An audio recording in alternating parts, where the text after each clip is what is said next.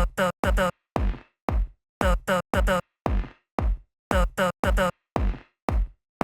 Fancy. Wise. Fancy.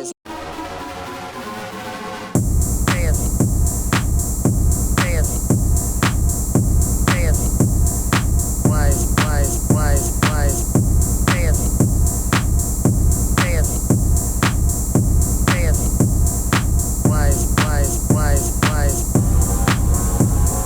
So saith the wise among.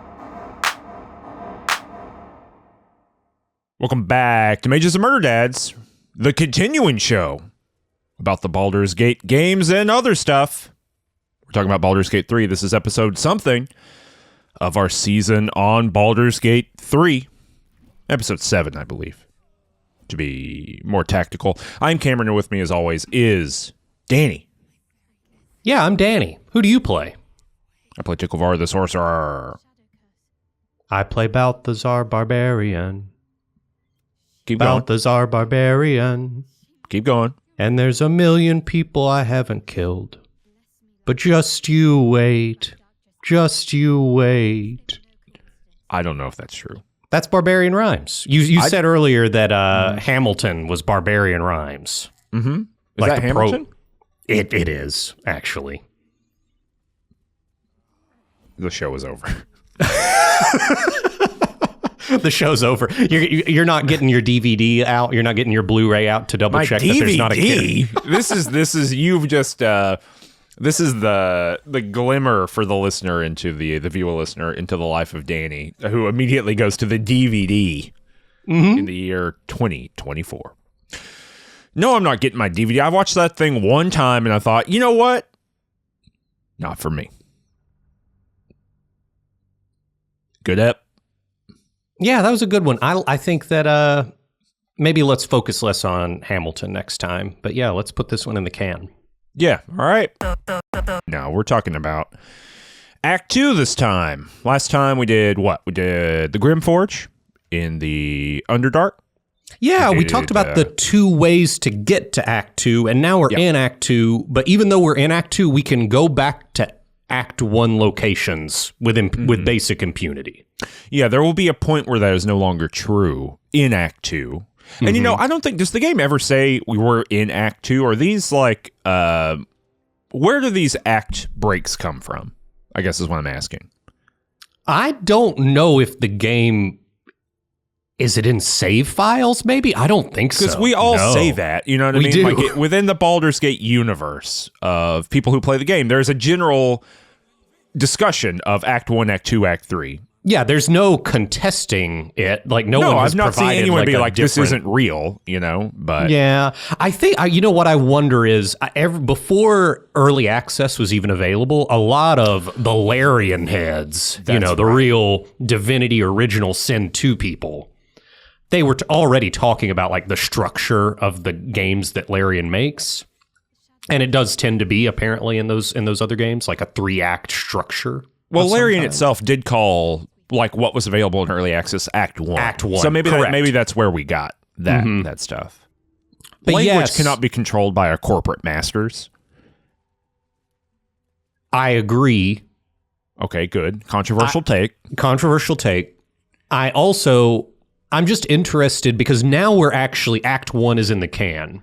But even though I feel like I have thoughts about the way Act 1 works, I have to wait until we get another act so that I can actually compare, right?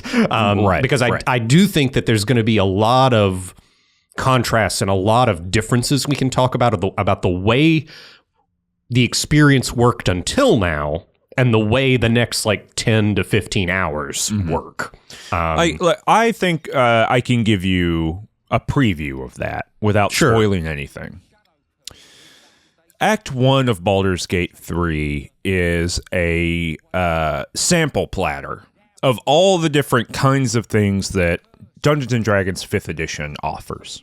Little encounters, big encounters, combat encounters, dialogue encounters, ways of moving the world, ways of avoiding moving the world, right? It's all the different kind of levels and scales that D&D operates at. Act 2 is a module that you go buy in hardcover Yes. and play beginning to end with your group of friends. Yeah. That is my pitch, and it is. I've read a lot of those. I own a lot of those. I think that generally they're very, very high quality coming out of Wizards of the Coast right now for 5th edition. I can't think of one that I read through that I wasn't like, oh, there's a lot of good stuff in here, right? They are generally very high quality, but they all feel this way, which is like there is one big plot thread, and then there are kind of sub threads that come off of that, and then there's like 10 little random things you can do. But really the thing you're focused on and the thing that impacts all those other things is the big plot. And you're saying that feels like Act 2 to you, that module. That is Act 2, yeah. Act 2 is explicitly that. There's one big structuring thing, and everything else flows through it like a tributary to the mighty Mississippi. Yeah, and the reason why Act 1 cannot be conceived of in this particular way is there are just these huge chunks of the act of places, people, things to do that are in no way related to the Rite of Thorns, which I would say there's banshees, or no, they're not banshees. There's harpies. Harpies, yeah, It'd be cool if there were banshees who could scream and scare your soul out of your body or whatever. Banshees are cool. And I do think that in some ways, Act 1 feels a little bit more, I don't want to say old school, because I think that like these kinds of terms are not accurate in terms of like projecting, the way in which a game used to be played. But there is a Gygaxian element of, no, the harpies are there because they're there. That's where they live and they're trying to lure people away, irrespective of their interaction with like the moving pieces of the plot that's being told. Right. Yeah. If you come and go from this world, the harpies are still there. Yeah. You know what I mean? Like they're just going to live there because that's where they're from. And the same way that like there's a wizard's tower. If we read all of the little scraps of paper and talked about it, we could probably spend half an hour talking about the lore of, Lenore and like her friend / lover and their like little missives to one another about the dog that died. And Lenore has a little spyglass that's pointed to her dog's grave, and you can go and dig the dog up, apparently. Like all of that stuff has nothing to do with the central elements of like the way Act 1 plot works, which is goblins, the Rite of Thorns. Talking about that really briefly.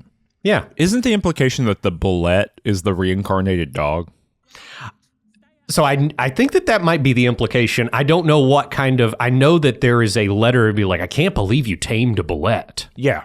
And the bullet's... Where the bullet hangs out is right next to the dog's grave. Yeah, I know. Yeah. So I think... Yeah, anyway, point being. Could be... It could also be like a guard of the dog's grave. Right. But yeah... That is the kind of deal. Act 2, everything here impacts the mainline plot, which is like the relationship between Moonrise Tower, which we'll talk about in a minute, as like a thing. And we've already learned a lot about it in Act 1. And then also the shadow curse that is around Moonrise Tower. Yeah. Like everything in this place touches one of those two things. And we're going to have a really different experience, just even from the jump. You have Halcyon in your camp, I imagine, right? I do. I don't. He died a bear in a dungeon. He died a bear. That's a David Lynch thing. A character pops up and is like, he died a bear. You're like, what? He did what? He died a bear in my camp. All right, cool. I'm sorry for you, or happy, but I'm not going to read that. Minthara ate a large chocolate kiss. You're like, what? Minthara did who? She's doing what? It's been a while since I flubbed the line and called Minthara Menathra, but I do hope that after that episode aired, somebody in the community did some art of like the girl boss squad of Minthara, Menathra, Mothra, Mon Mothra. Like that's still like in my head of like, what is that party? What are their classes? please. There are got to be so many people who listen to this who are talented artists, or even if you're not, I'm interested in talented artistry and untalented artistry, both on this issue. You know, kind of a Reservoir Dogs-esque walking toward the camera of those four characters. That'd be great. But yeah, so we talked about it. Act 2 is going to be a little bit different. We're going to have and I think that our two diverging play styles are also going to leave quite a mark on this act, but this is speculation. Yeah, they're going to make me do the whole thing? Is that what you mean? They're going to make me talk about literally everything involved? Well, speaking of you talking, how about you talk about all of the people in your camp? Because I don't have any.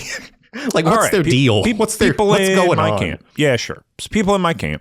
I got Withers, who just, anytime I talk to him, he's like, did you know about a soul? Have you thought about souls before? And I'm like, no. It literally does not come up anywhere else other than talking to you. More on that later. So there's that. I got Halsin. And Halsin, when I kind of breach into Act 2, is like, hey, there's a shadow curse here. I am kind of involved in that, and I want to get rid of it. And I say, okay, we'll think about that later. I've got Lae'zel. Lae'zel and I, by this point, are like having like a pretty strong relationship. It's kind of a steel sharpened steel thing at this point. And I think that Ticklevar and Lae'zel have had sex at this point. I will have to censor that, I guess. Although I did look it up. I was like, are other people censoring the, full body nudity of Baldur's Gate 3 on YouTube? Also, I was curious about that because I accidentally put in footage of penis nudity, I believe, into the first episode. I think 8 minutes in, yeah. Yeah, I just like put I was like, oh yeah, it's just character creator stuff. I'll just put that in and like work on the other piece while that's like playing. I didn't really look at too closely. So, you're welcome. But no flag on that, by the way. Okay. I think it's because it's scientific. Yes, right? it's true. Like it's evaluating just like what the body of a human being looks like. So. It is, and it's also the naming scheme of the penises. They're not aggrandizing. That's right. It's like penis A, clinical. Penis B, penis C. That's clinical talk. Like you could have named them things that could get them censored. Yeah. Right? We actually established it as penis A, penis B. That's right. That's right. It starts at 0. It starts at no letter. But yeah, so anyway, I did look and there's like lots of compilations that are like every nude scene from Baldur's Gate 3. So, I might do a little funny censorship. I might put, Balthazar's head over it or something. That might be funny. But I think we've done that already. If the footage is up, it's here, but it's right here at the beginning of Act 2 somewhere where that kind of goes over into it. And it's mostly just the stuff we did with Vlaakith, right? Like, I'm back in Lae'zel against the, her tumultuous relationship with her god.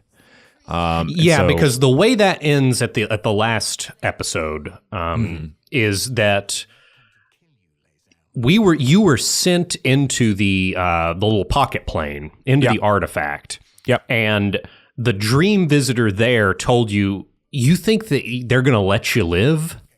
Yeah. And sure enough, you left, and Vlaakith had ordered, War Master Waragaz or whatever his name was. He had been ordered to kill you. So, Vlaakith lied to Lae'zel and to you. Yeah. Not cool. Vlaakith lied. That's my new shirt. Damn. But yeah, it's not cool. And we are now like Grokshalok or something, which is like cursed by death. So like randomly, and it'll happen a couple times. I think it happens for the first time at the end of Act 2. But just you'll be wandering around and Lae'zel will be like, uh-oh, my gift detector's vibrating. And then like a straight up party of on-level Gith show up and start beating on you, right? And that just happens randomly. I'm assuming it triggered locations, but I wasn't prepared for it any of the times it happened. So yeah, that's where we are with her, and we'll have more to say with that kind of through, or I'll have more to say about that through Act 2. Shadowheart opens up Act 2. When you get there, when you come in, she says, "Hey, there's a shadow curse, but it's not hurting me. Wonder what's up with that." She's like, "Oh yeah, we saw all kinds of like dead Sharans." In like at the end of, I think we walked through I don't remember exactly where we saw it, but maybe it was. It would have been in Grimforge. There's a bunch of like Sharan remains in I think you can get it in Grimforge. both locations because I think it's also on the pathway over in the overland route. I think we get a bark yes. from her. Where so I think you can get it both places. But yes, there's dead shards everywhere. They're falling out your butt. You know what I mean? And so she's like, "Ooh, maybe it's related to that. I don't know." And I say, "Okay, we'll figure it out." Who else I got going on? I got Karlach. Karlach is doing great. We spoke to Damon. We didn't talk to Dan. I don't believe we talked about Damon at all, did we? Yeah, Damon, the old he's a blacksmith and he's used to better equipment. He's a than what tiefling he blacksmith had. who was like the war blacksmith in the Blood War. He went down, and unlike everyone else who's like being terrorized by like flying creatures and imps and shit, he was like, "Oh, sweet deal." And he's happy to not be in hell anymore, but he's not stressed, I don't think. And in Act 1, you have the opportunity to bring him Infernal Iron, and then... Oh, no, it's about to happen. I didn't do it previously. I do it during Act 2. One could, if one gets Infernal Iron early enough in Act 1, which, there's not a lot, but there are a couple of scraps in some important places. Like, one is in Dror Ragsland's Horde. So it's kind of like they put them after boss fights or in places where you would need to like do some stuff to get it. So you can like go take that to him in Act 1, but I think for a lot of people it does happen in Act 2. But so basically the reason I say that is that Karlach's deal, right, is that she has an infernal engine in her body that's like burning her up, and so she's trying to figure out ways of doing that. Now, I do want to say that I was pursuing 2 romance options at this time. I was pursuing Karlach, and I was also pursuing Lae'zel. Ultimately, just to let people know, I end up going with Lae'zel just because it kind of like, we'll talk about that as we get there, but it next steps in a way that's like a little unpredictable. You know what I mean? Like you get put into these pinch points where you have to be like, I guess this is what's going on here. Whereas like Karlach is really interesting because she's like, oh, I want to smooch, but I can't smooch because I'll die. I'll like catch on fire. Because she's got like a Hulk thing going on, right? Not she'll die, you'll die. No, I think it's both. I think she'll like melt down is the issue. Oh, gotcha. I think it's dangerous for everybody. I think it's a both and. But yeah, it's certainly dangerous for us. And so there's like fun stuff you can do where you can be like, well, I'm a sorcerer. What if I shoot you with frost? And you could do that. Like, you like go into turn-based combat, you shoot her with frost, and then you can smooch. That's fun. There's like some fun stuff involved in that, but we'll get to that later. But yeah, eventually you can get to the point where you get the infernal engine kind of in control, but not obviously fully taken care of. And but that'll happen later in Act 2 for me. I got Asterion in camp. Here's a funny thing. Yeah. You ready? Yeah. I don't talk to Asterion ever. Sure. Because there's never really like a little doot that appears over his head. I think I have one conversation with Asterion over the entirety of Act 1 and Act 2. There's never a little doot. And yet, his quest, the Pale Elf, updates constantly. Interesting. Anytime Why? the world state changes, it's just updating. And eventually, without talking, and I'm not exaggerating, with having one conversation with him over 2.5 acts, eventually I get to Act 3 and it's like, you need to go here to this very specific place to talk to this specific person to finish this quest. Whereas I did not begin the quest in any measurable way. And this also happened to me in my first playthrough, where like I end up doing his whole companion quest, but not because I have any specific interest in him or because I'm even playing with him or talking to him. It just, as the world state changes, it updates for some reason. Yeah. I don't know why. And maybe the other ones do that too, but I've like Lae'zel's didn't do that because in my first playthrough, I had Lae'zel in my party, but I never did any of the stuff with her. And and once you get past the crash, like it just kind of stops, Sure. So you've got Asterion in your camp, but you can't really give any reportage of like what he's about or what his quest is about. It's just kind of like he's there. He's there. And I will eventually have some reportage on that.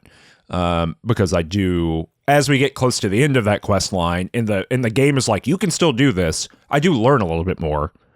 But yeah, that's not my big thing. So in terms of companions, what's going on now is like Shadowheart, hey, there's Shar stuff happening. What's going on in Act 2?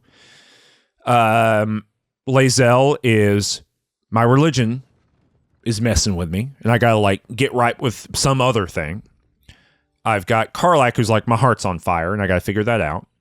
And then I have the Eternal Stranger. What's their name? What? My artifact person from the astral plane. What's their name? Your artifact person. Yeah, who's my my guy, Dream Visitor. Oh, your dream visitor. Sure, I can't ever remember what it is. Yeah. My Dream Visitor is like immediately as soon as we get to Act 2. Mm-hmm. Well, I do one thing, and then they pull me in, and I feel like they're a companion too. You know what I mean? That's why I'm sure. Yeah. Run. They're like, hey, here's the deal. Moonrise Tower is important. There's like some magic shit going on there. I think the Absolute's involved. Figure it out. You know, so they like pull me in to my dream world, and they're like, here is what's up. Figure it out. And so it is pretty clear what my quest is. That is my full update on the party. And I'll have a little bit more update on some like dynamics and stuff as we go through Act 2, where I feel like a lot of that stuff really gets going. Halsin's in my camp, but at this point I am deeply concerned, you know, not at this moment, but while I was playing, because remember my party just didn't work. You know, like at the end of Act 1, everyone's hanging out and having a good time. It just never happened correctly. Oh, like the celebration. Yeah, the celebration just didn't go. And so every time I rest, still, the game says, there's someone who wants to talk to you. You want to talk to them? And I've many times walked around. There's no one to talk to me. And so it's just like a weird glitch. I don't think that impacted the rest of the game, but it is weird. Interesting. But yeah, so that's where I'm at. Volo was in my camp and has left. Will I banished from my game, and he disappeared entirely for eternity. What else happened here? I banished someone else. I never met Gale. Gale never met. Yeah, never met, and the game has not introduced him. No, because he's stuck in a rock in Act 1. Yeah, but he's probably you would still assume. Recruitable. He was probably still recruitable up until right. the like there point of no return. There is eventually a point in Act 2 that's a point of no return where you can't return to Act 1 stuff. But I think that's it. I think that's everyone that's in my camp.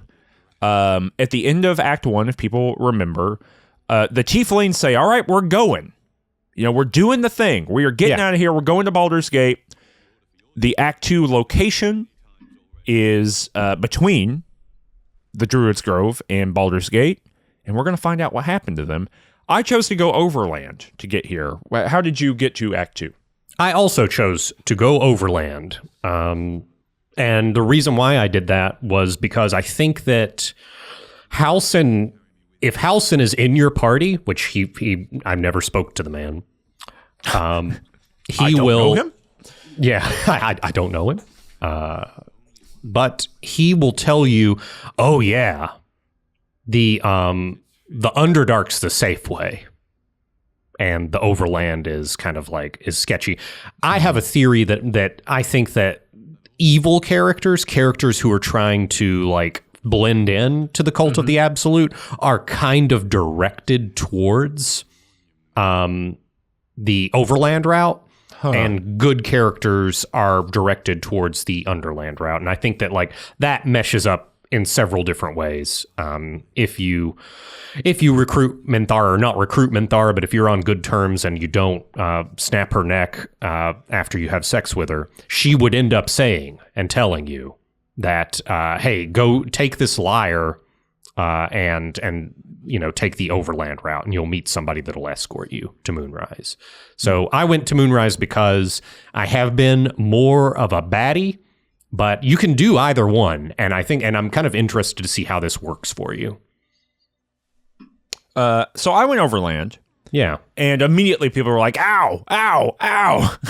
Because the Shadow Curse like starts biting your ass. Yeah. It like just does damage to you to the point where the game's like, hey, you might want to be in turn-based mode.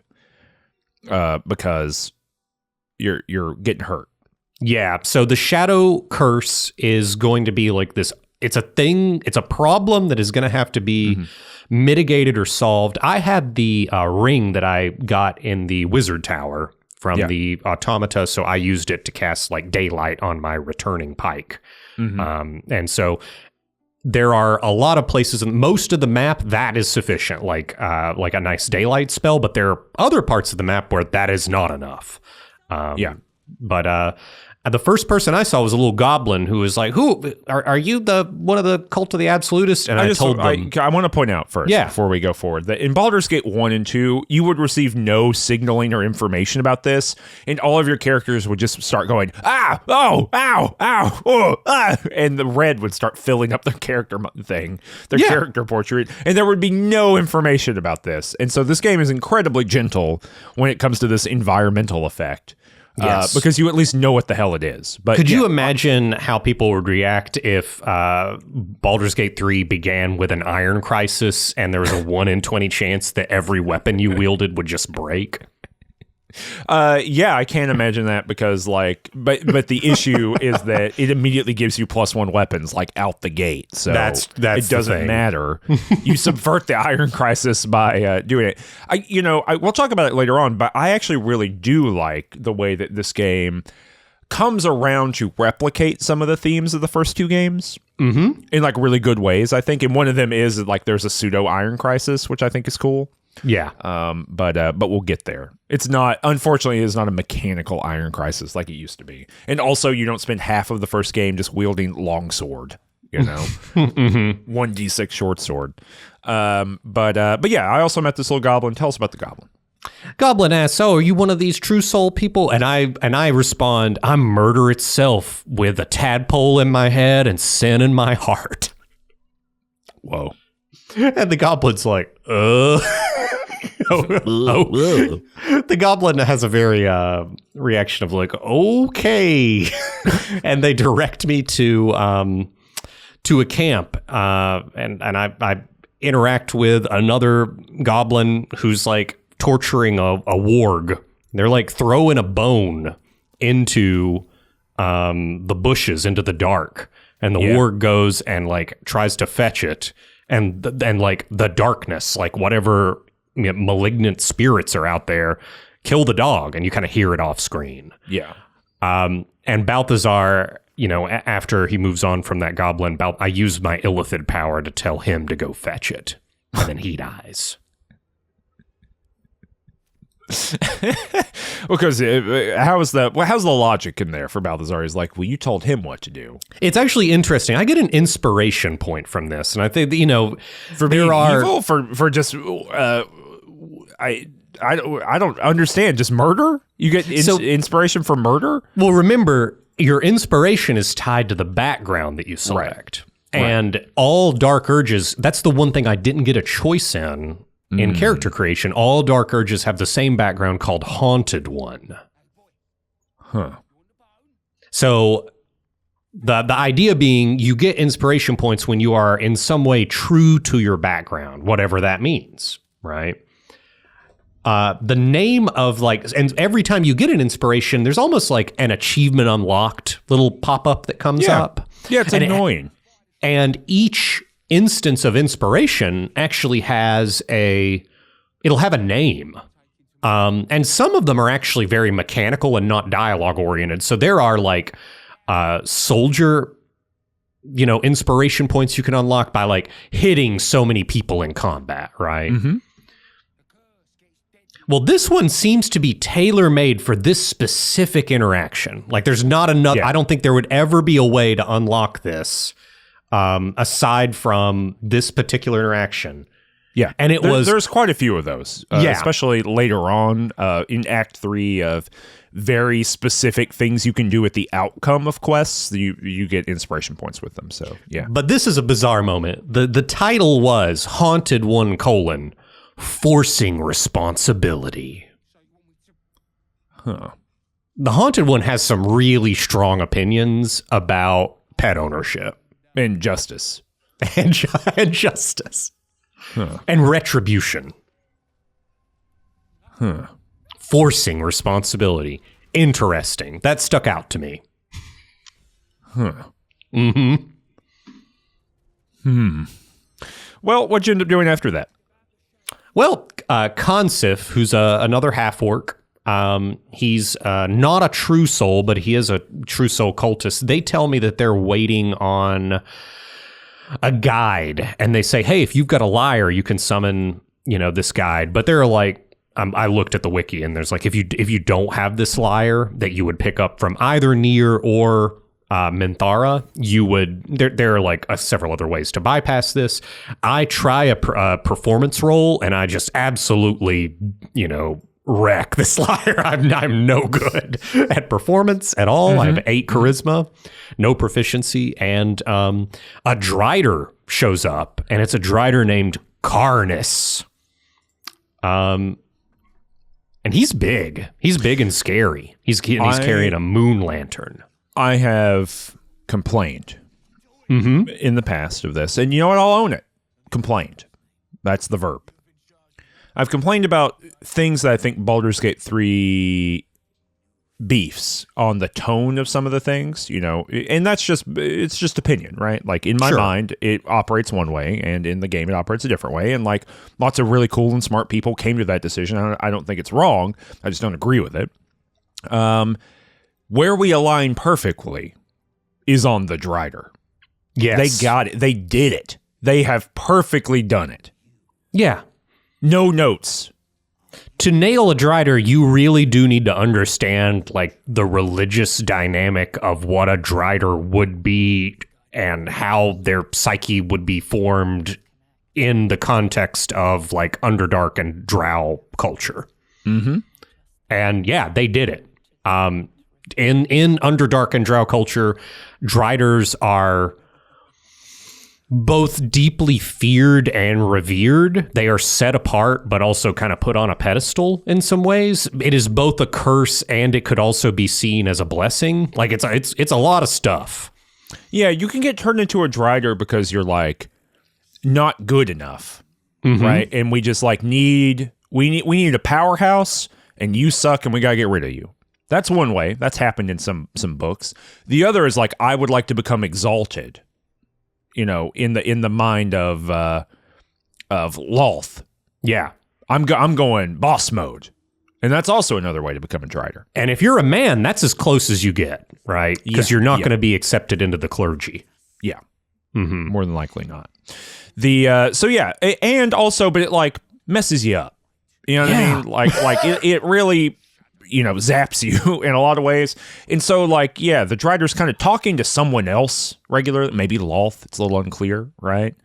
It's kind of talking to somebody else occasionally. Well, I mean, that's what's so interesting is what happens when you take an entity that is inherently linked to a different deity, Loth, and then what happens if they get like introduced to the cult of the Absolute, and how does that syncretism almost work in their minds? Yeah. Wild Very stuff. Good. It's excellent. Yeah. What'd you do with this thing? Well, I follow him. He's got a moon lantern, which I think we saw a broken moon lantern that Nier was carrying down in Grimforge. Balthazar is not smart enough to like figure out what that's about. I tried to investigate it, but it was like, I don't know. But anyway, he's carrying this moon lantern, and it's providing a area around him where it's safe. And I think we're also getting to the point where as we're traveling deeper into the Shadow Cursed lands, not even my spear with daylight on it is enough to keep Balthazar from being damaged. So I have to be quite close to Karnus. And eventually we are ambushed by a bunch of harpers. Right. Yeah. This is same with you, I imagine, right? No, not at all. Whoa, okay. Let me say a couple more things about this. Yeah. One thing is that if you come out the other way, Sure. you can. We're going to talk about the end of the last light. Is that what it's called? Yeah, that's right. We're going to talk about that in just a minute. But if you come out the other way, you kind of go there first, and you're on the other side of this ambush. Yes. Which is very fun. This is a really cool setup. But I didn't do that. I go the same way you do. I come out here, and the Drider's like, we're going. And I said, hold up, give me 2 minutes. Because I just wanted to summon the Drider. You know what I mean? Okay. Because I had to like jam on a harp. Did you just talk about this? Or did I did. I jammed on the harp. Yeah, I did bad. I did a bad one. Oh, right. You talked about your performance. Sorry. Because I was like, oh, yeah, I'm pretty sure that I did that too. So I jam on that and I do okay. I do fine. It shows up and it's like, we're ready to go, right? And I said, we're not ready to go. 1 second. I need to root through my bags. I then kill the Drider. Ooh. I initiate combat. I kill everybody. Zippity-doo-dah. Zippity-a. Get them all. Boom, boom, boom. Did you do the classic hide one guy and then initiate with the guy that's hidden to get the surprise round so that you're just a round up on the entire combat? No. Say that same thing in your nerd voice. Excuse me. Did you hide someone, which is quite easy when you're out of combat? You just need to use the hide command when you're behind them so you're not in their cone of vision. And if the hidden player makes any hostile action that does damage, by default, your opponents will have the surprise condition. They'll basically skip their first round of combat, and if you roll high in initiative, you're going to end up getting two full rounds of combat, assaulting them before they even have a chance to take a single action. Did you do that? No, because Okay. I've never thought in a million years to do that. Okay. I'm honest. Okay? I was out of spells because I didn't long rest for some reason before beginning Act 2. Okay. So I was completely out of spell. My plan was to fireball them. You know what I mean? Just like cast fireball directly into the group out of combat. But then you look at your toolbar, lo and behold, no fireball. slot 3. No slot 3. And so I had to acid splash them, which was a little less impactful overall. But it did. It got the combat going, and it all worked out. So I took him out, and then because I wanted the little doodly-doo, little torch thing, whatever it's called. Oh. Because you don't have one from before. There's one of these on Nier's body. Yeah, I was saying that. You can get one on Nier. Yeah. I think the one on Nier might be broken, though. Well, I believe there's some way to get it unbroken, but it was broken for me as well. And so, but you can kind of look at it, you can get a sense of it. And now this one's unbroken. Guess what's in there? Do you know? Here's the thing. I knew from a previous playthrough, but I could not get to this dialogue on the playthrough with Balthazar. So it was one of those things where I knew that what was in there, but Balthazar didn't and couldn't figure it out. So I look at it, I investigate this little moon lantern thing.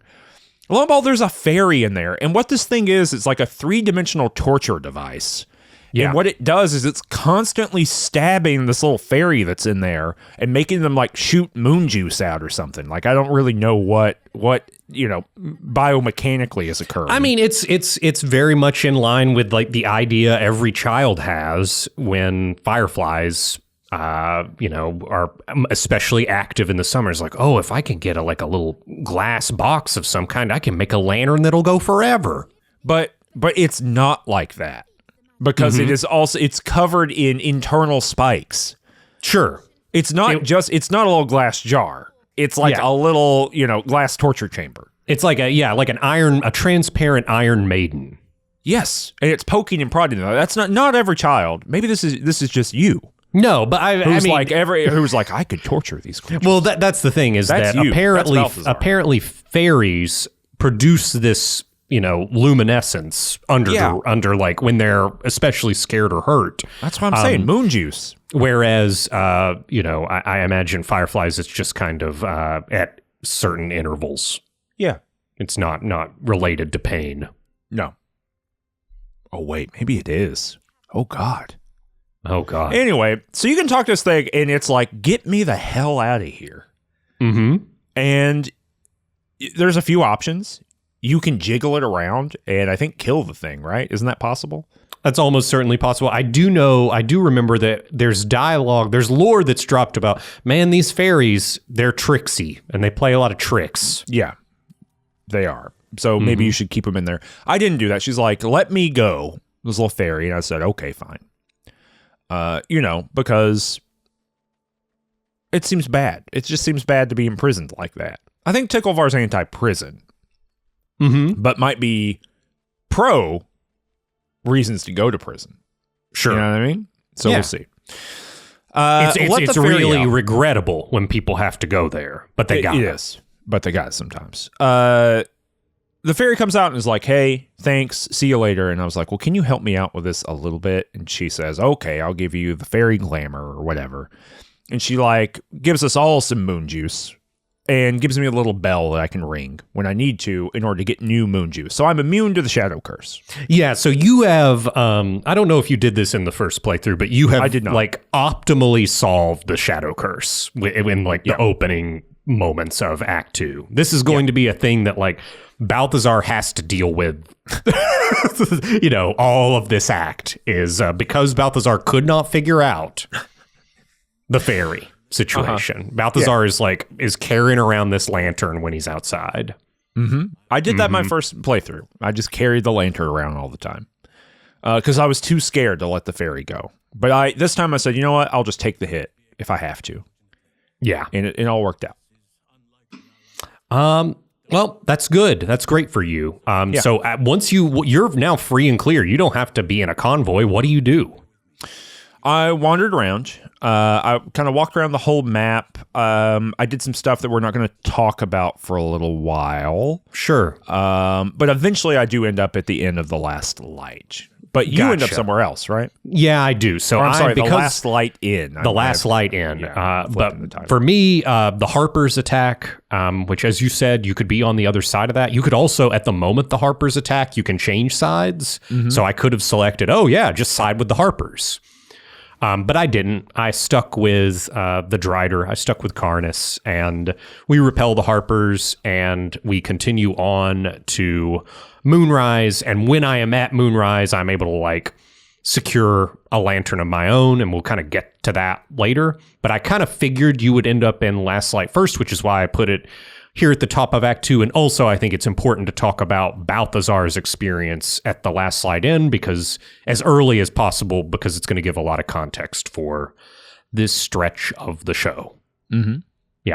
So what's the deal? What happens when you go into the Last Light in that area for the first time? It's kind of there's a big dome of that same fairy, it's that same visual effect of the lantern, kind of like a big dome over this island, I guess, in kind of the middle of the area.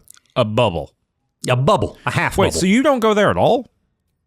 I do go there, but I go there much later in my playthrough. But I do go to Last Light Inn, so we can talk about it here.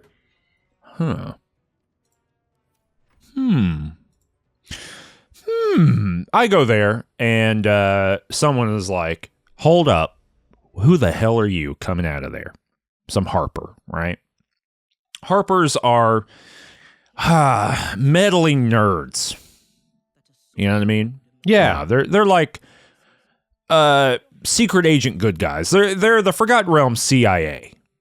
Yes. You know what I mean? They're good, fundamental. And also sometimes they cause horrific, horrifying, nightmarish things to occur, but we all know they're good, right? They're the good guys, right? We're we're all on board. Classic fantasy blowback. Sometimes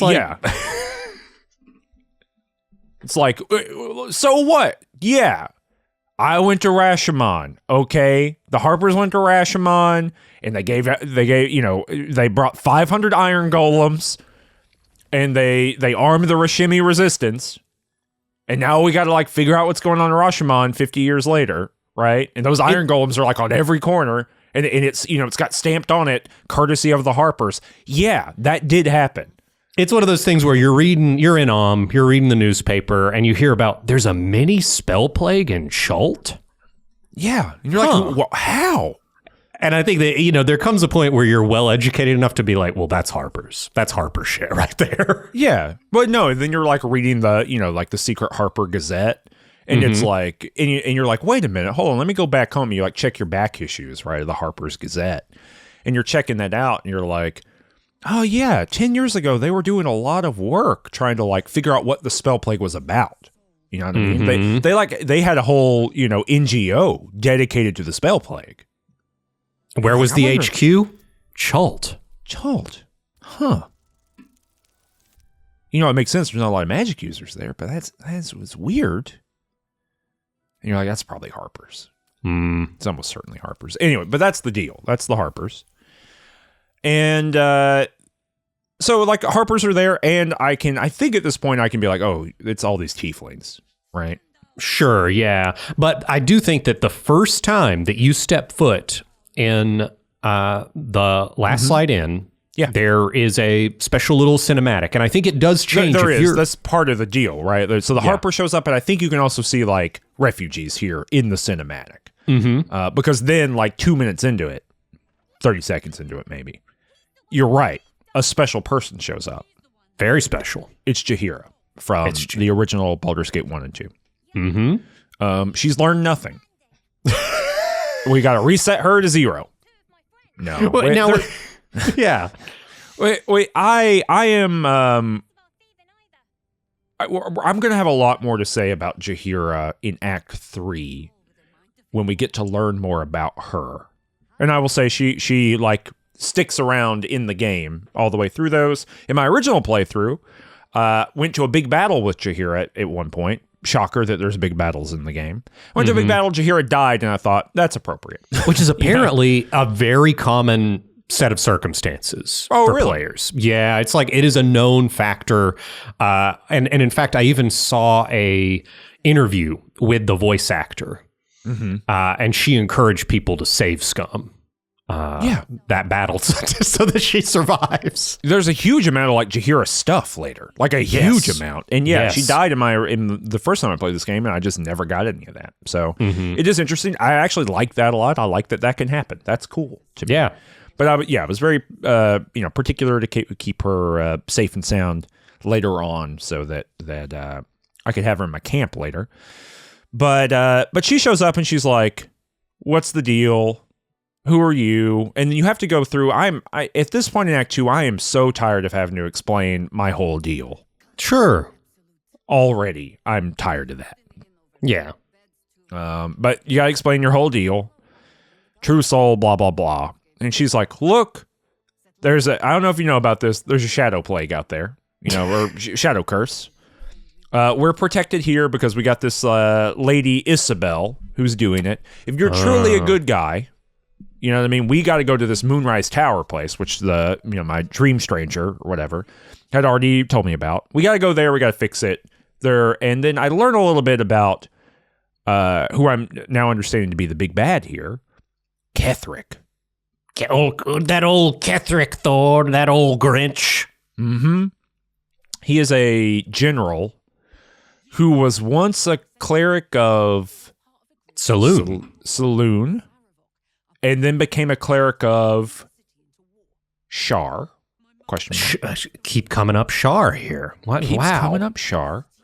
And now and was like a necromantic guy, right? Like he kept coming back from the day. He was hard to kill. And now he's back again. And he's like hella hard to kill.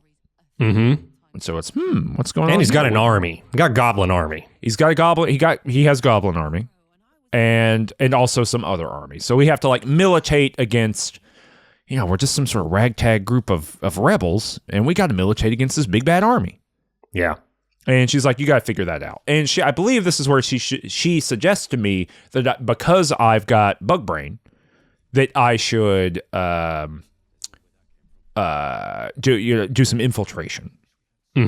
Pretend to be part of them, figure out what makes them tick, get in there, get out, blow it up from the inside. Ah, yes. Yeah. Classic Harper stuff. Yeah, 100% Harper stuff. Infiltrate, cause, they have a little manual. They're like, always ask for subcommittees. Always 100%. Be pressuring to like, when you've infiltrated, make sure that you ask everything for subcommittee approval. You want to be involved in, she says, this is a quote from Jaheira, you need to go to Moonrise Tower and start having procedural objections to Ketheric Thorn's whole deal. Mm-hmm. You need to talk about the properness of the military moves he's making. Yeah. And whether or not they're going to hold up to the expectations of the people. Yeah. Yeah, that's 100% it. That's interesting. Balthazar had a very different experience at the last slide in. Okay. Well, I have a lot. I run around. Let me tell you a little bit more. Yeah. You should probably run around and talk. So I go around and talk to like everybody, and like the whole gang is here, right? Like Damon is here, who we talked about before. I'd already done something that had given me the Infernal Iron and also like the improved Infernal Iron or whatever. So in like 2 conversations, I take Karlach's quest from nothing to as complete as can be until Act 3, which is pretty funny. And I don't know, I think I did some stuff out of order, which is like how that occurred. Interesting. Also, if you have spare Infernal Iron, you can just give it to him and he gives you random good equipment. I'm sure that's it's not fun. I'm sure it's not actually random, but like to me it was like, okay, these are just good gloves. Okay, I'll take that. Oh, this is just like a good, chest piece. Cool, I'm about it. So like everyone gets equipped pretty good. Yeah, maybe you get like Hell Dusk or Hell Rider armor from him, something like that. Something interesting. It's pretty good stuff. And so I like, it really is an equip boost for me here. Damon's put in his 10,000 hours in some pretty sketchy circumstances. Oh yeah, 100%. So I do that. I talk to the tieflings, not just like the random tieflings, but some the 3 tiefling heroes from the Druid's Grove, if you remember. Yeah, the those. ones you had to kind of convince to stay behind and not abandon people. And so they're like, it's the 2 of them. It's like, I think they're maybe, I don't know if they're brother and sister, but they are close people. And they're like, shit, we all came here. And, sorry, let me take one step back. Jaheira explains some stuff. Jaheira says, yeah, when all of the refugees got to the Shadow Curse spot, they were being led by... His name's not Zoltan. What's Zevlor. His name? Zevlor. They were being led by Zevlor, and they got ambushed by baddies. And Zevlor broke. And he just said, "Don't run, everybody, run away!" And everyone like split up and got lost in the Shadow Curse. And some ended up here at the last line, and some are gone and missing. They don't know where they are. Maybe they were taken captive. And so there's a little bit of like, what's going on here, right? Yeah, because Zevlor was all the consideration, or all the information rather, that we were given in Act 1 kind of set him up as almost like a de facto leader. He kind of spoke he had a for the background in tieflings. soldier. We talked about it. Yeah, and so very experienced, but also like politically, he was advocating for the tieflings. And so this is a piece of information that's almost hard to swallow. The idea that like someone as battle hardened as Zevlor in this moment would like panic or abandon everyone. Yeah, right? Everyone's kind of shocked by it. Broadly. Yeah. And so there's a big question. So we get the quest, go find Zevlor.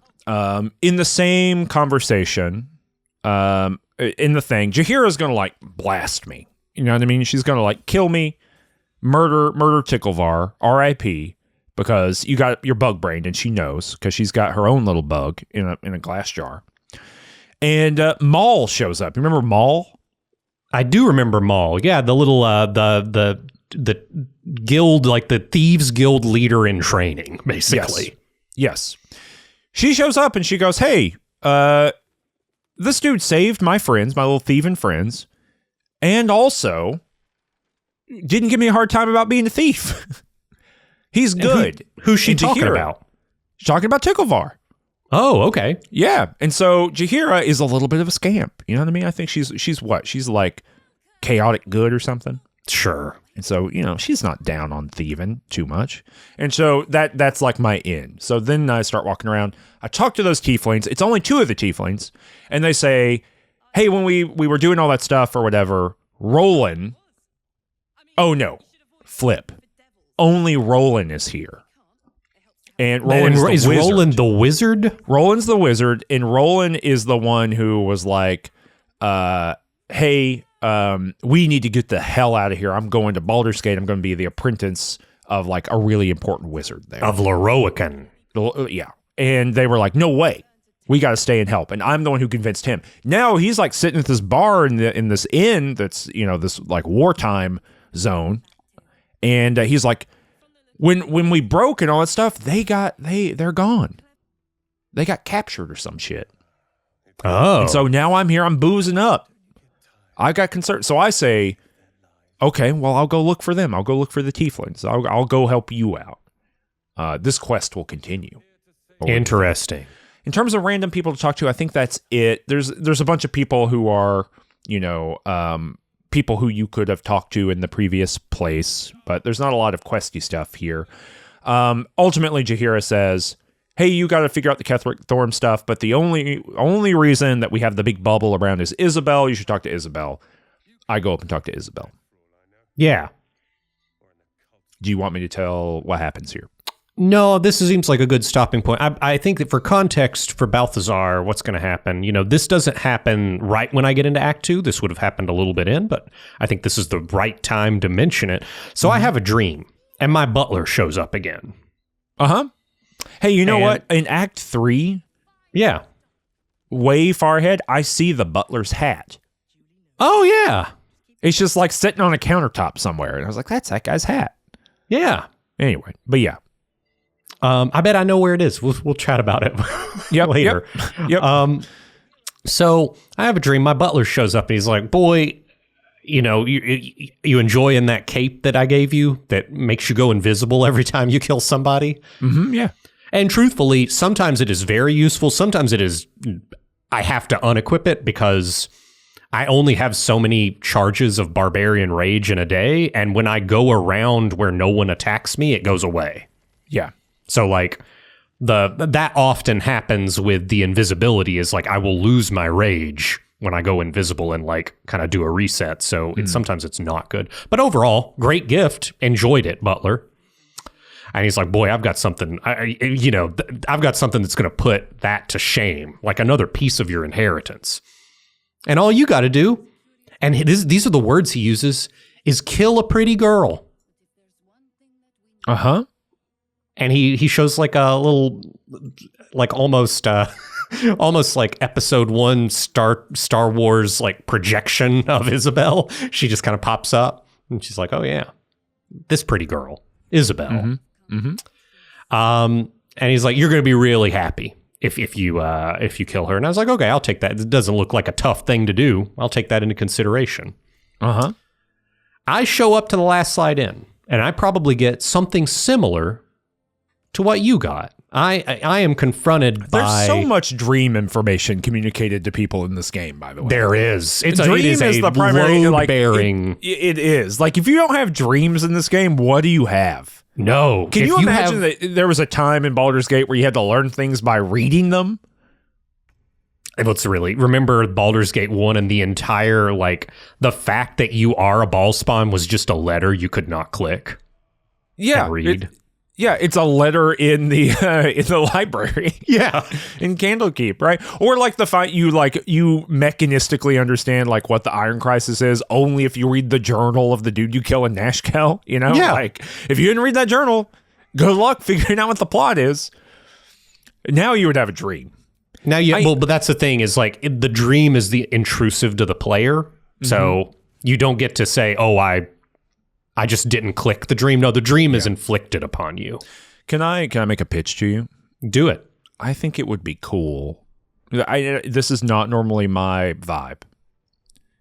I think it would be cool to remake Baldur's Gate 1 in the Baldur's Gate 3 engine. I would play the shit out of that.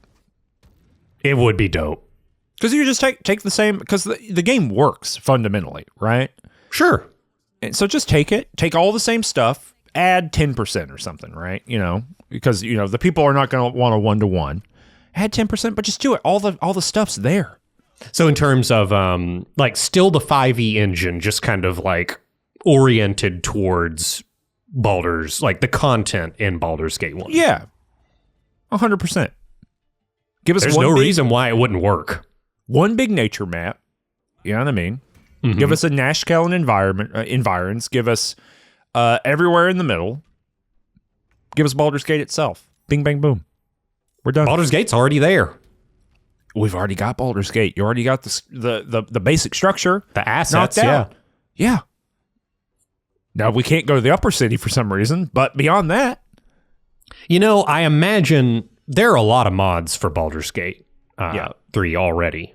Oh, it would be cool if someone just modded the Baldur's Gate map. 'Cause, shocker, y'all, we go to Baldur's Gate. Yeah. Spoiler, we go to Baldur's Gate at some point. Mm-hmm. But yeah, just like evacuating every NPC from there and then redoing everything just to be the Baldur's Gate part of Baldur's Gate. It really is 90% of the assets required, and even in terms of character models. Yeah. They're here. We got enough. Just put them in some different clothes. Yeah. Anyway, all right. But say more.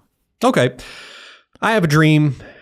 Sceleratus fell my butler. He says, hey, if you kill Isabel, things are going to go great for you. Mm-hmm. I show up to the last slide in. I'm alone, and I've got like a lantern, and people are immediately suspicious. Jaheira casts like entangling roots on my feet, and she pulls out a vial that has a little tadpole in it. And the tadpole, she holds it up to me, and the tadpole starts wriggling.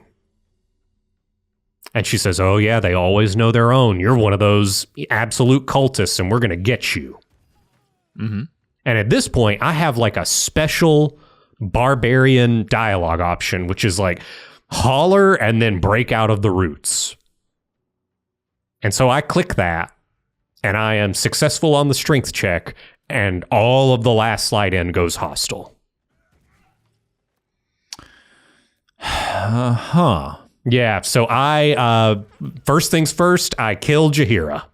I just throw javelins at Jaheira until she's dead. I then kill everyone else who is attacking me. I cast levitation on myself, and I like go on top of, or fly, like maybe I read a scroll of fly, and I fly up on top of the roof, and I start looking for Isabel, and I find her on her balcony. Yep, because she's out there kind of chanting the big bubble into reality. That's right, yeah. Yeah. Doing a ritual spell. Yeah. And I kill Isabel. And a bunch of weird stuff happens after I kill Isabel. The first is imps show up, like big old winged horrors show up and just drag her body away. Oh, interesting. Like in a cutscene? Yeah, cutscene. Like in a Dark Souls, she's going to Anne Orlando? Yeah. Okay, cool. Yeah. Very and the good. second thing is the bubble fails. Like the bubbles pops, it's gone. Yeah.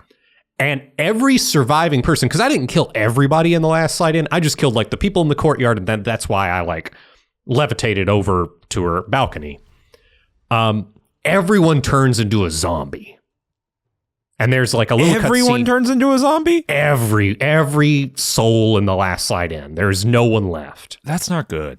Yeah, everyone turns into a zombie. I've got to fight them off. There are giant thorns, like giant thorny vines that are popping up out of the ground, like whipping at me.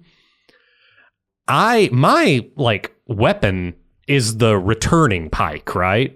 It's a two-handed thrown weapon. I can't have my lantern out at the same time, so I have to throw my lantern on the ground and then run to it and like, you know, fight on the flag, as it were, right? Yeah. This is how like Balthazar's existence is now. You plant the flag and you wait for him to come to you. Correct. Okay, interesting. In my little like kind of a Halo 2 model. Yeah, I've got like 9 yard, like a radius of 9 yards or something, and that's like what's where that I in live. meters?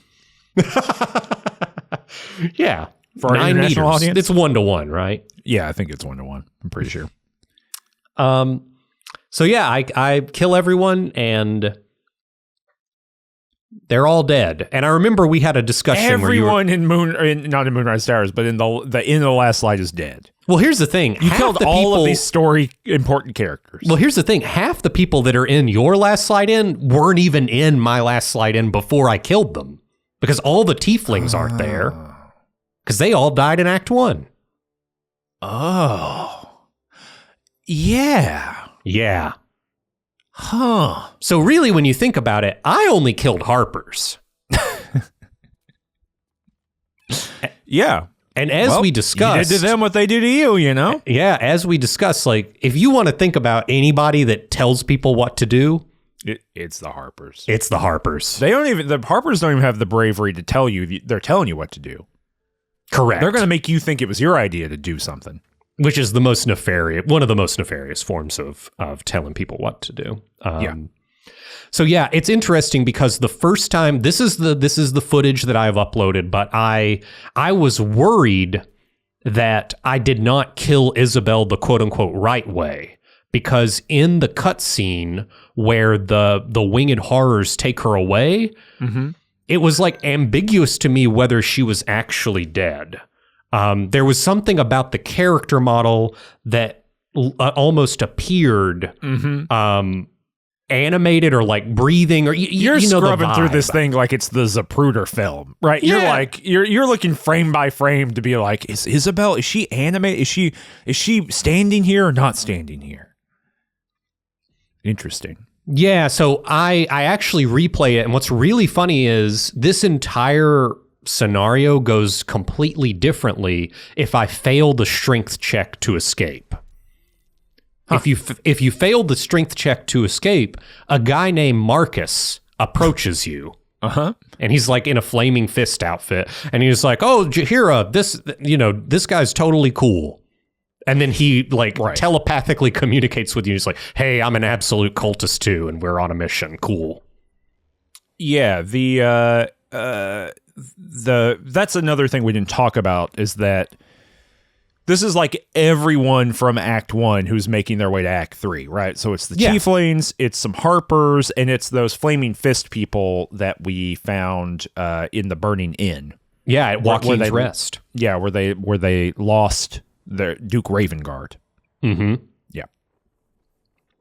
Because she's here too, the pseudo-Duke, whatever she is. Yeah, Floric or something. Yes, yeah. So yeah, but that didn't happen. I'm not going to dwell on that, but there's just like, I tried this a lot because I thought, oh, well, maybe the Dark Urge required me to like kill her in a very specific manner, right? Yeah. But no, it turns out not. I can talk about my next meeting with the old Scaleratus Fell, but I think you probably end up meeting Marcus in a way that I did not. I go there. I talk to everybody. Like I said. Yeah. I go up and talk to Isabel, and she's like, "Hey, here's the deal. I'm keeping this thing alive. I'm keeping this big doot going." And then out of the sky comes this dude, Marcus. I think Marcus kind of looks goofy. I'm just going to be honest with you. It's the hair. It's something about the hair. Yeah. I think he just looks a little goofy. He comes out of the sky. He's got big ass wings for some reason. And he's like, "Hey, I'm here to mess your shit up." Sure. At the same time this happens, we get a cutscene of those. They're not imps. They're some other thing. They're winged horrors, I believe. Winged horrors. Thank you. Thank you. They're winged horrors. And we get a cutscene of them rolling into the inn itself and kidnapping people. Yeah. They kidnap Maul. Oh, they got no. Maul. Got a couple other people too, but they get Maul, they fly away. And then some stick around to do fights. Mm-hmm. So we're all in it. Basically, Marcus is here. He's betrayed everybody. And they're like, "Oh shit, if Marcus is a absolute, then that means like an absolute cultist. There could be other ones too. Oh no." The Harpers are like, "Oh my god, there's this unique horror of being infiltrated. It feels terrible." Yeah. I thought everyone had to tell you what they were. Hold on a minute. The Absolute are doing to me the thing I do to you? Oh no. I think not. He like is saying, "Hey, I'm taking Isabel, I'm taking you, to the tower. Come with me." She says no, and I say, "Over my wizard's body." Or whatever. Sure. We have a big old fight. And I'm a little concerned because like it's kind of two separate fights. It's like you in Isabel's room, your party, presumably if you're all together. It's your party in Isabel's room fighting this guy, and then some winged horrors come to you from inside the inn, so kind of doing a sandwich on you here, pincer move. And then some just like start attacking random people, and I was like, well, I hope like Damon doesn't die. You know what I mean? There's like people I want to stay alive, but it is what it is. The first time I did this time, basically what happened is like I got the short end of the initiative roll. Yeah. Marcus comes and like hits her twice, and like gets 2 crits, and then the winged horrors fly in the room and immediately kill her. She like dies in round 1 before I can take any actions. And I was like, oh, that seems bad. And then the thing that happened with you where one turns into a zombie, that triggers. And I said, I think I'm going to reload the game. Sure. Reload the game. Take it out. No issue, because there's a little bit more of an even distribution of initiative. But yeah, it can be a hard fight, I think, if it kind of doesn't start in the right way for you. Yeah, and I do think that there are, if you're playing honor mode and you want a specific resolution of this fight, I think that there's some like things you can do as far as like stacking boxes to block doorways. Mm-hmm. Is like a thing that I would contemplate as a factor, something that you could do to try to like mitigate the winged horrors coming in and ruining everybody's lunch. But yeah, I never in a million years would have thought to do that. Again. Yeah, that's what I actually do that every time I do the paladin fight.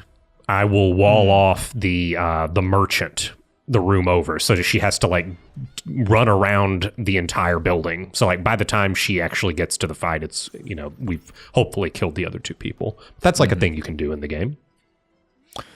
Have a fight, kill Marcus. They're like, we got to deal with this stuff. We got to get rid of the absolute cult, because if we don't, we're like messed up. You know what I mean? Like if they can do this, what can they be doing? And that's it. That's what happens. And they're like, you got to go to Moonrise Towers, infiltrate, figure out what's happening. See you later. Yeah. So all those people are dead in my game. And after I, finish off all the zombies and the thorns that are attacking me, I go to my camp and You say all those people are dead in my game as if you didn't kill them all. Well, they turned into zombies. Yeah.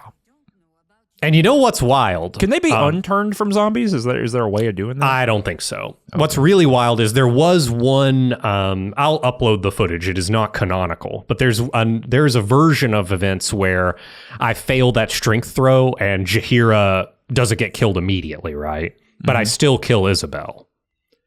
And in that version of events, I tell Jaheira what I did.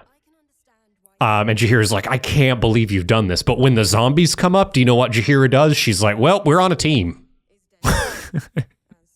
Like, Jaheira knows that, like, it doesn't matter how evil the person next to you is. If undead are in the picture, they're the enemy. You know what they say? Harper's just a weather vane. Classic Faerunian saying. They say it from Om to Neverwinter. A Harper's just a weather vane. But that was, I'm almost sad that is not the canonical series of events, because in that fight, I just ran away from Jaheira, and Jaheira was mobbed by like 1,000 zombies of her former friends, and that's how she dies. Dang, what a way to go out for a legend. I know. So you have no opinion on like Jaheira's representation at this juncture? No. I've the canonical Balthazar run has 45 seconds of dialogue from Jaheira. Got it. Yeah. I have more later, but I mean, currently it's like, she's a legend. It is fun to have Karlach in the party on this, because Karlach is kind of like the player fandom proxy. Do you know about this? Yeah, she's the biggest fan of all these heroes, these legends. Yeah. And so she can be the one to be like, she does the lore check for you, right? Where she's like, this is Jaheira. Jaheira is one of the heroes of Baldur's Gate, blah, blah, blah, blah, blah. All that kind of stuff. I like that a lot. I think that's neat. Yeah. So after I clean up the last slide in and I turn out the light for the last time, I head back to my camp. How long have you been sitting on that one? That one just came to me. Truly. Really? That one just came to you? Yeah. All right. I take a rest. My old butler comes. He's like, oh boy, howdy, I've got something for you. And there's a really interesting cutscene that I get to see of him giving this final piece of inheritance. And he says they're a present from Father, and I need to try on my new gym jams.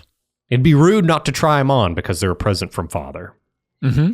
So his hands turn red, and what is unmistakably the logo of Ball, minus the skull, appears on the floor around me. Yeah. You would know this easily from Baldur's Gate 1 because, like, you remember in the final boss fight of Baldur's Gate 1, there is a trap in every little drop of blood on the sigil of Ball in the middle of the floor. Yeah. So you unmistakably see those sigils of blood, and his hands glow red, and I turn into the Slayer. Into the Slayer form, yeah. Are you large? I'm huge. Because I think that's a difference between the Slayer as represented in Baldur's Gate 3 and the Slayer as represented in or the original Baldur's Gate games, is that the Slayer is kind of alternate hyper evil bug form. I don't really know how it works. In this game, it's big as hell. It's huge. Yeah, It is. It really does remind me. Remember, I had to pop out the console commands for the Baldur's Gate 2, the penultimate boss of that game, which is the Slayer form. Yeah. It was pretty big there, but it's playing up there is a little bit of Starship Troopers-esque vibe here. But yeah, just big slimy, spiky claws, tons of teeth, etc. Big Slayer form. And what's really funny is in the cinematic, I turn into the Slayer form and then I turn back and I'm nude when I turn back. All my clothes are gone. But also, it's not my character model. It's a half-orc character model, but the skin color isn't quite mine, and the face isn't my same face. But I'm backlit, but my face shape and like my ears as a half-orc are like so distinctive that it was like very obvious to me, oh, that's not me. But it's interesting that in the cinematic, it doesn't use your character model. It kind of uses a preset stand-in in that cinematic when you turn back from the Slayer form. But yeah, now I get once a day, I can turn into the Slayer form. It's not doing the stuff that I am normally doing in terms of like my damage potential is far higher when I'm outside the Slayer form because of my build emphasizing throne attacks. Yeah. However, I do like that in that way it is maintaining the reality of the historical Slayer form. Yes. Which is that it's not good. Yes. However, there are unique circumstances, and I'll point them out, where the Slayer form really does make things incredibly easy. Just like its particular suite of abilities and like the game situations that come up. But yeah, an interesting thing. And I guess the other nice thing is it's just a thing you can choose to do, and you get the Slayer's full hit points. And when the Slayer dies, you don't die. You just transform back to your regular form at full hit points. Got it. So it's a little bit of it can be a kind of emergency button if you need. Correct. It can be an oh shit button. That's right. Yeah, that's cool. All right. Yeah. So I like that this game's got a few of those. I don't think it's come up yet. Like, I don't think it's on my taskbar at this point, but clerics have a divine intervention oh shit button. Yeah, they've got Sanctuary, right? At level 1. No, they have a literal ability that's called divine intervention. That's right. You can use once per game, right? And it's like deal a bunch of damage to every enemy, heal everyone to full health as if they had a long rest, and there's like a third one. You can get a weapon, get a divine weapon. Get a divine weapon, that's right. Definitely, it's the other two, and then that one in like 99th place. You know what I mean? Like, why? That is not a benefit. We don't need, anyway. Notably, but importantly, I have discovered later in the game that the divine intervention button is per character, not per playthrough. Correct. Yeah. That means that when you get to the level, we're a little bit early to talk about this, but are you talking about the possibility of respecking a character at level 12? Like you just do a Withers respec to Lae'zel. Oh, I'm respecting characters in like 2 episodes, my man. Okay, excellent. Yeah, we'll chat about the respec when we get there. But Yeah. I think for now, where are we heading in the next episode? I think the next episode, we've been directed towards Moonrise Tower. You have. For me, it's the last place in this map with human beings, or like with people. So maybe it'd be nice for me to go there. Yeah. It would be. Yeah, and looking at this, it might be we might compress an episode or two. We might, yeah. Especially given, I remember we had a chat where you were talking about, wow, I really like Act 2. There's just these people in the world. And I remember my mental reaction, I didn't tell you, was, there are no people in my world in Act 2. It's boring. It's empty. Why do you like this act so much? There's not a lot in there. No, we'll figure that out. But yeah, we'll be back in 2 weeks with the next episode. We'll be covering Moonrise Tower and what you can kind of do there, at least at the beginning of Act 2. Fun stuff. You can go to patreon.com/rangetouch to support the show. You can, if you're listening to this on YouTube, you can hit the little YouTube podcast button, which is somewhere on your app, and you can subscribe to it there, or you can just go down in the description. There's a link to an RSS feed. You can add that to whatever podcatcher you want to do. If you don't want to watch the video and you just want to listen to the audio, that is available to you. But you're missing some jokes. I'm putting funny jokes in there. Gags, videos, images of Abdel, the canonical ball spawn. Hey, wait, hold on. I do have a thing to say before we stop. I don't like, this continues through the rest of the game, everyone pretends as if the original ball spawn did not exist. Did you know that? I've got a lot of thoughts on that. There are several characters who are around, I don't think it's spoilers to say, there are several legacy characters who were just around in the world who remember, because it's only 100 years ago, apparently, that the ball spawn crisis happened. And so there's a few, Jaheira's around, right? All this kind of stuff. And when you have conversations about this, it's like the ball spawn didn't exist. I am scrolling down, and it looks like I've got a lot to talk about this in about 8 episodes. Which, give me, are you doing the, oh, okay, interesting. Yeah. Oh, that is interesting. Maybe it's just for me. Maybe it's for you. You got a different story. I don't know. Yeah. All right, well, we'll figure it out. But yeah, we'll be back in 2 weeks with the next episode. We'll be covering Moonrise Tower. Ciao.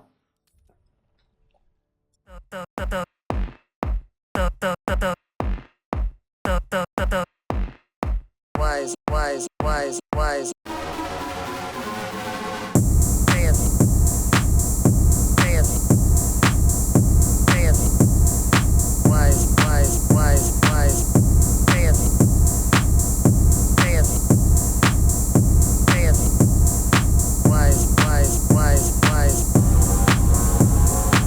So saith the wise among them.